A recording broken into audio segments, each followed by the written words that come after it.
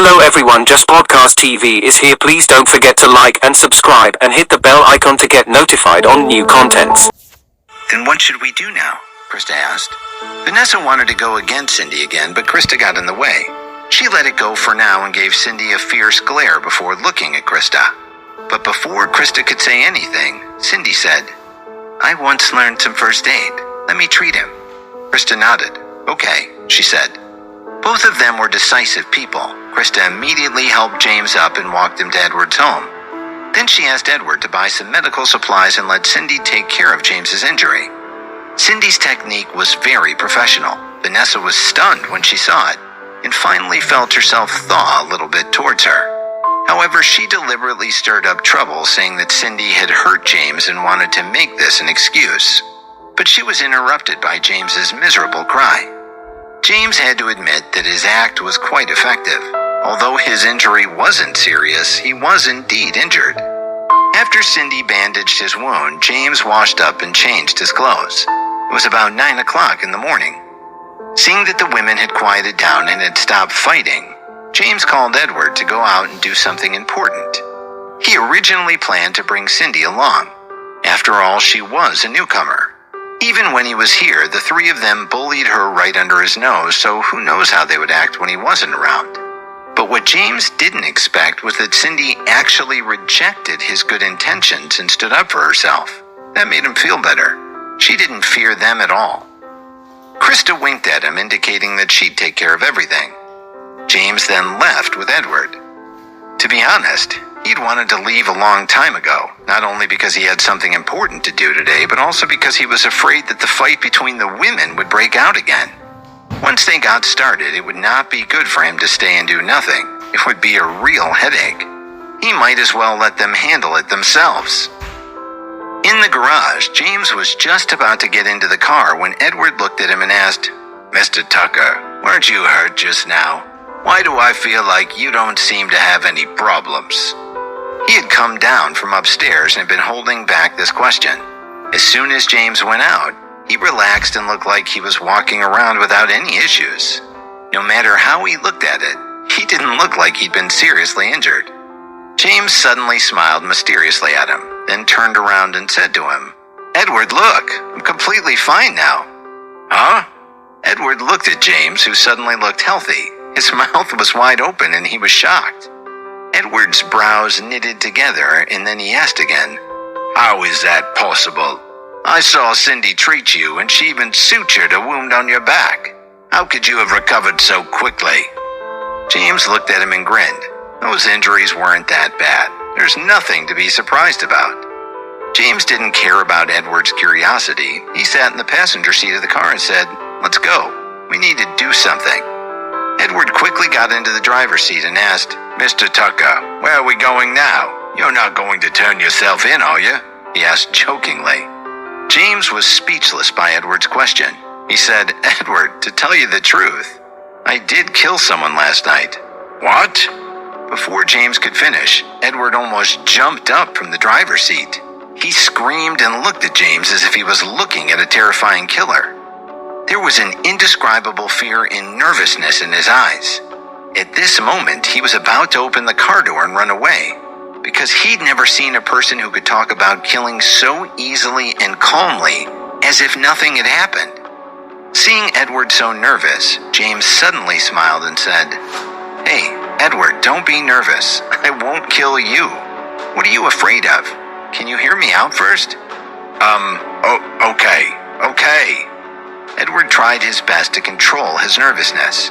He put his hands down from the steering wheel and tried his best not to tremble. In any case, he was a person who had seen the world.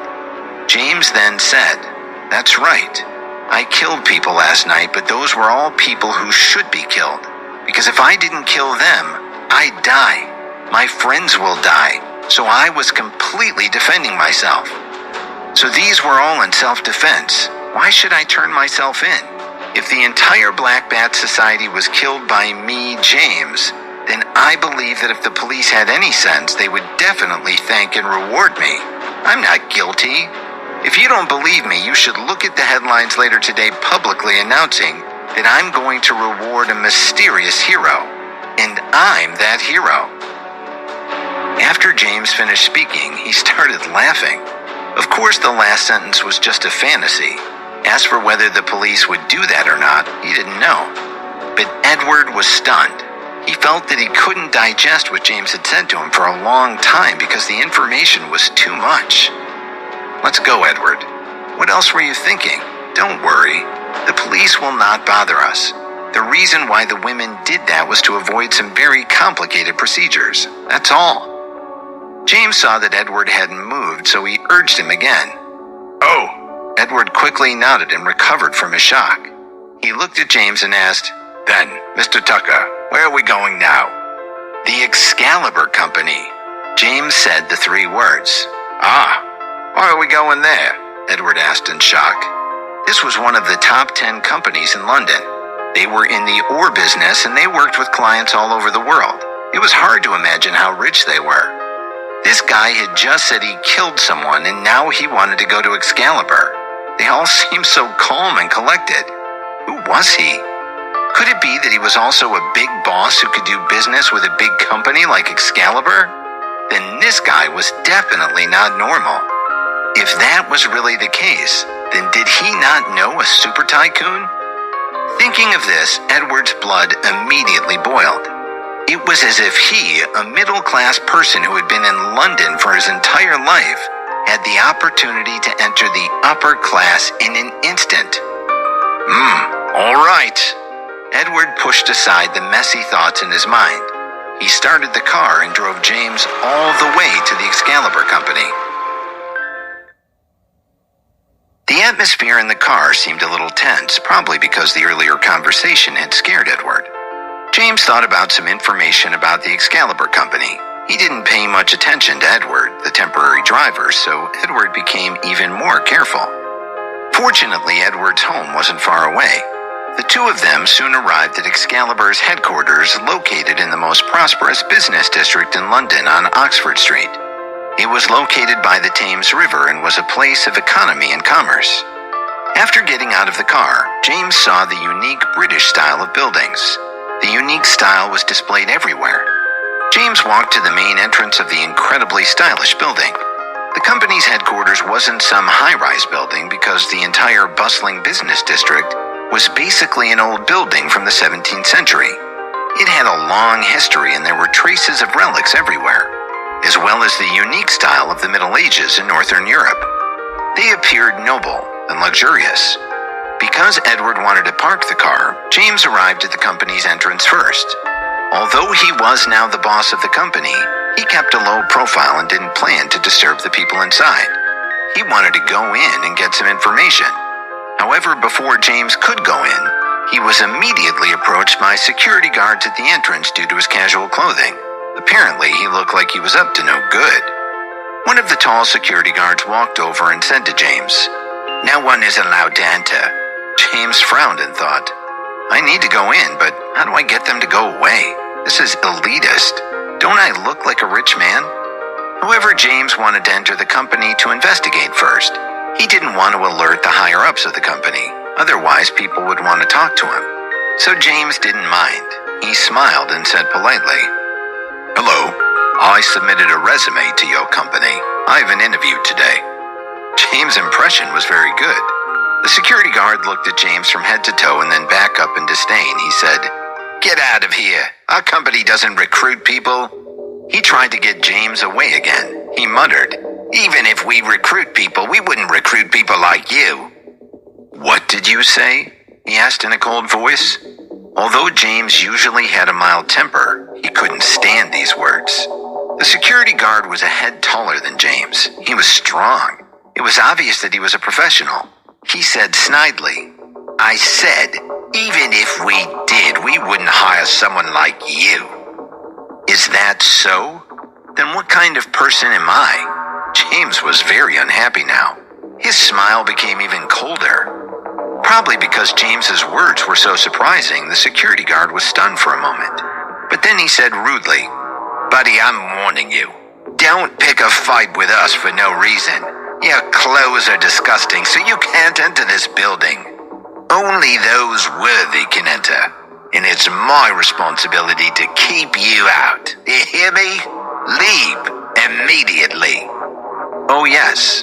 Then, sir, I would like to ask, what kind of person is worthy? A security guard like you? James asked with a cold smile. The security guard didn't expect that this ordinary man in front of him would have such sharp words. Immediately his eyes widened in anger. Excuse me, is there something wrong with what I said? Since a security guard like you can enter this place as you wish, why can't I? James continued to speak sarcastically. Damn it, I think you need to be taught a lesson. The security guard was so angry that his face turned red. He raised his fist and threw a punch at James's face. He was tall and very strong. One of his fists was as big as a large rock. The speed of the punch was so fast that it brought along a strong wind. The momentum was shocking. In the eyes of others, this man who didn't seem to be strong would definitely be sent flying by this punch. Not only did the security guard think this, but his other colleague also thought this as well, looking like he wanted to watch a show. He knew his colleague very well, and he'd come from a professional security company in London. Although he'd just arrived, his punches and kicks were really impressive. In his daily combat training, even he was very afraid to practice with this fellow. However, James stood in place without moving at all. It was unknown what move he had made, but he easily avoided the punch of the security guard. The security guard's punch had missed. Due to the force of the punch being too strong, he was pulled forward by the inertia and staggered. Then James kicked his butt without any hesitation. The other security guard saw his colleague sent flying by a kick from James. It was a powerful kick. Oh my God! Edward, who had just arrived, saw what was going on. He immediately cried out in alarm and rushed over. He knew James's martial arts skills. This guy could break a pistol with a raise of his hand. He turned around and saw that this guy had caused trouble again. He was really afraid that this guy would do something even worse, like killing and arson again. So he quickly came forward to stop him. However, all of this was misunderstood by the other security guard. Thinking that they were afraid, he immediately rushed forward and fiercely kicked them with a high whip kick. Just as that guy's leg was in the air, he saw James's entire body flash. He'd already arrived in front of him in an instant. Then he kicked the ground hard. The guy was sent flying away by James's kick and hit the wall heavily before falling back to the ground. Edward, who hadn't rushed to James's side, immediately covered his eyes with his hands. He didn't dare look at James anymore. James looked harmless, but he was brutal when fighting. It was simply indescribable. After the security guard got up, he roared and rushed over again. James slapped him away without even turning his head. He struggled a few times but didn't get up again. After the other security guard got up, he wanted to rush over again. However, James gave him a look, and he immediately pulled back. Let's go in together. Then James pulled Edward, who had a dull look on his face, and walked toward the entrance of the Excalibur company as if nothing had happened. Well, Mr. Tucker, are we going in just like that? Edward said with a worried expression. James smiled and said, Of course, because no one can stop me from going in. The person who can stop me isn't even born yet.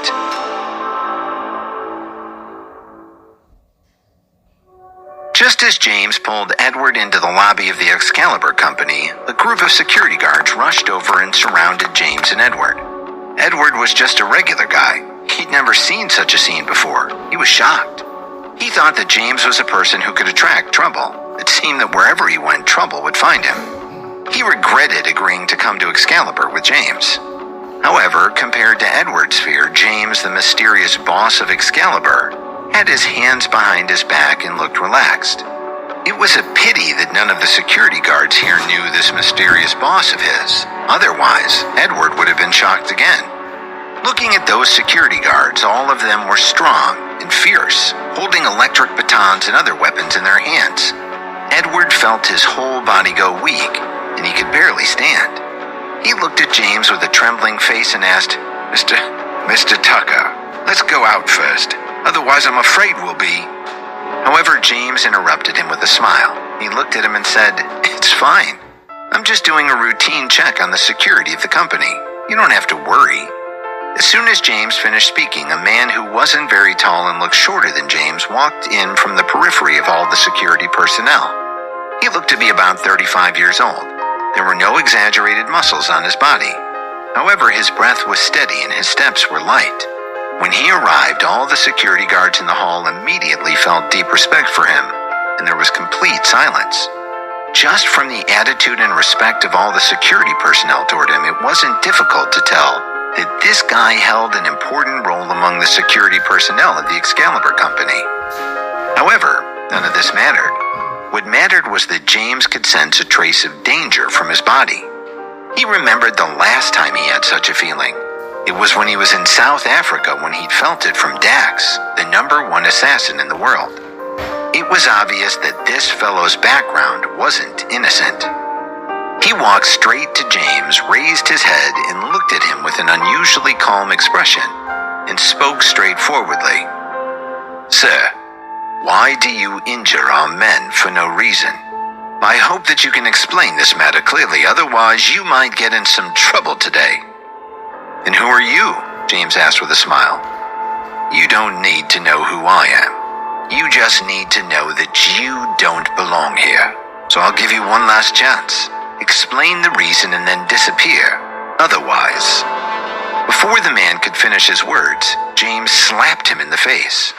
The tremendous force caused him to stagger, and the left side of his face swelled up at a speed visible to the naked eye. "My God!" All the security guards surrounded James, and Edward gasped. Their shock instantly reached an indescribable level. Who was this foreign man dressed in cheap sportswear? He actually attacked their boss without saying anything. Did he have a death wish or something? Did he not know that the person he hit was the deputy director of their Excalibur security department? His name was Miguel. He wasn't tall and he didn't have massive muscles, but it was said that he'd retired from the British Guards and had seen many incidents. His martial arts skills were also very powerful. Moreover, he also had an older brother, Lucas. He was also a bodyguard who'd retired from the royal family. The reason why Miguel was the deputy director was because Lucas was the director here. Rumor had it that Lucas's kung fu skills were even better than his. When they had retired from the British Guards, there were more than 10 large companies in London who were fighting to get them. Even the underground gangs in London were trying their best to win them over. But Excalibur offered the highest amount, a yearly salary of £2 million, or $2.3 million, so they naturally chose to come here to work. And after they came to Excalibur, their results were indeed outstanding. Almost no one dared to come to Excalibur to cause trouble, including those underground gangs in London. But today, this man who didn't know his place actually slapped his face like that, and even caused his face to swell up. They didn't dare imagine how miserable this man would be soon. But at this moment, they didn't know how shocked Miguel was. He hadn't even clearly seen how this guy in front of him had attacked. His entire body had staggered back. In other words, with his reaction speed, he didn't have time to react at all. How fast was he? Once an expert makes a move, he'll know whether or not he has it. James didn't even slap him that hard. Miguel was now on high alert, and he realized that this casually dressed guy in front of him was definitely not an ordinary person with a tough background. So he immediately retreated. His entire body tensed up, and he was extremely alert. He got into a defensive posture. Edward had no strength left in his legs at the moment. He thought to himself, "Hey, Mr. Tucker, can't you see the situation we're in right now? Why are you doing this?" It was like poking a hornet's nest with a stick and then just standing there saying, "What do you think? I'm going to stab you." Everyone stared at James, the instigator. However, James shook his wrist with a relaxed expression and said to Miguel, I hate people who don't answer questions." As soon as he said that, the entire area fell silent. But in the next moment, the 30 to 40 security guards all rushed forward with electric batons and rubber sticks in their hands. It was as if the huge hornet's nest had exploded in an instant. Edward trembled and crouched behind James in fear. However, He could only hear the sound of wind whistling by his ears. The sound of fists colliding with flesh and the miserable screams were constantly heard, but no one had hurt him. However, this only lasted for 20 to 30 seconds. After a very short period of time, the entire lobby of the Excalibur company suddenly became quiet. He was just about to muster up his courage to look up and see what was happening when James patted his shoulder and said, "Edward, don't worry, I've taken care of them all." Edward opened his eyes timidly. He looked at the 30 to 40 security guards who had surrounded them dozens of seconds ago. They were all lying on the ground, screaming in pain. He was completely dumbfounded.